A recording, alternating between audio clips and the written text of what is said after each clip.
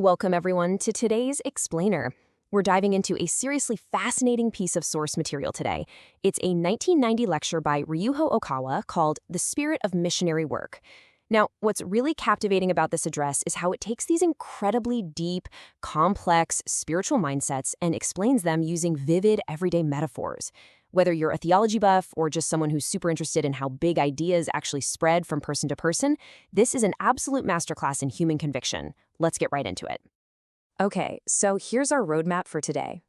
We'll be walking through 5 logical steps, starting with the spiritual worldview, moving on to the clear pipe, sowing seeds, love is the driving force, and wrapping up with eternal life.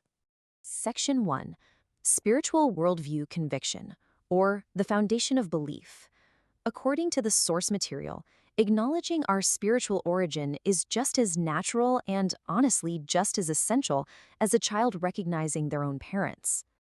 To set the stage for this worldview, the speaker hooks skeptics with such a brilliant question. Have you ever personally tested the molecular structure of water? Think about it. Most of us just blindly accept that water is H2O without, actually gathering hydrogen and oxygen atoms in a lab ourselves. We just trust the experts, right? And this perfectly illustrates the lecture's core argument. Accepting spiritual truths from advanced seekers who have already tested and experienced them. That's actually a highly rational, totally scientific approach to faith. Just like we completely trust the scientists who discovered atoms, the argument here is that we should trust the spiritual explorers who have verified the existence of the soul. But here is the kicker. The sheer level of conviction being asked for here is absolute. We're talking 100%. The spiritual world isn't presented as a 50% possibility or some 99% metaphor just meant for moral guidance. No, it is a 100% undeniable reality. And that unwavering certainty, that's the mandatory starting point for everything else we're about to discuss. Moving right along to Section 2, the clear pipe, the preparation of the self. So the speaker introduces this incredibly powerful metaphor. If the pipeline is dirty, even the purest water from the source will become undrinkable mud. It's such a great visual. The pure water represents God's teachings, and the pipe is the person delivering those teachings. Basically, to transmit the truth purely, a person absolutely has to abandon their own ego. The stakes here are massively high. If a teacher's mind is all clouded up with the desire for fame or personal recognition, they literally become a muddy pipe.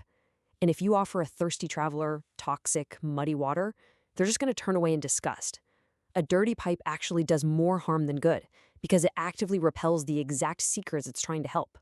Because of this, sharing truths and reflecting on yourself are essentially the exact same daily practice. You can't just turn on the water and walk away. You have to inspect that pipe every single day. For a true missionary, inward self-purification and outward teaching are totally 100% inseparable. Okay, Section 3, patience and sowing seeds, the action of sharing. To really manage our expectations, the speaker brings in this classic agricultural analogy. Imagine casting a handful of wheat seeds. Some of them are going to fall on rocks and fail. Some will hit poor soil or maybe drown in too much water. But eventually, just a tiny fraction lands in that perfect, fertile soil, and it yields 100-fold. It's a process that just demands an unimaginable level of patience. But what's really comforting here is how the lecture warmly reassures us. Those seemingly failed efforts, they are never actually wasted.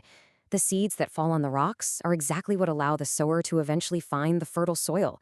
Rejection isn't a failure at all. It's just a noble, absolutely necessary part of spreading the truth. And this really shows the true scope of the patience we're talking about. The lecture challenges followers to completely stop looking for immediate overnight results.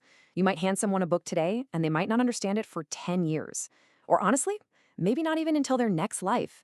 The time horizon completely shifts from days and weeks to decades, generations, and even multiple lifetimes. Section 4.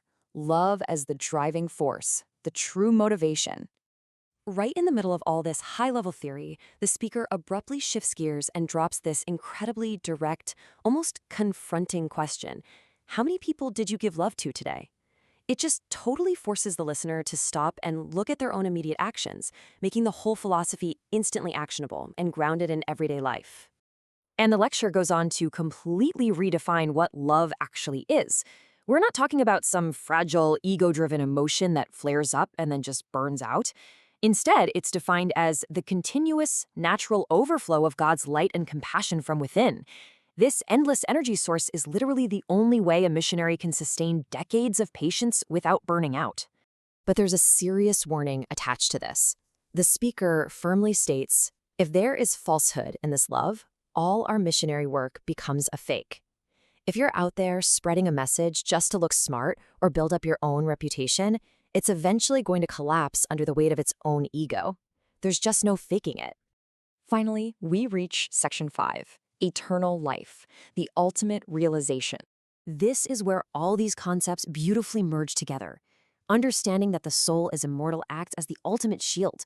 Because if you truly 100% believe your life stretches into eternity, suddenly the criticisms, the pressures, and the rejections of modern society seem incredibly small. The anxiety of worldly persecution just completely vanishes. And there's this incredible historical paradox that proves the point. Think about figures like Jesus Christ.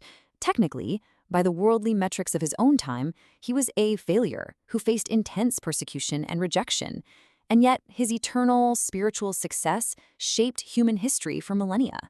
The lecture asks us to measure our own lives by that exact same eternal yardstick, rather than today's fleeting popularity contests. Which brings us to the end of our explainer. I want to leave you with this final, highly provocative thought from the source material. For those who deeply study this truth, the given suture, the true words of the right mind, is framed not just as a book, but as a direct covenant with God, a literal, living connection to high-dimensional light. True success, the absolute best life you can possibly live, is found by ignoring those temporary worldly evaluations and dedicating yourself to living out God's wishes through this covenant. So the ultimate question is, will you clear away your own ego to be a pure pipe for the future? Thanks so much for joining us for this explainer, and we will catch you next time.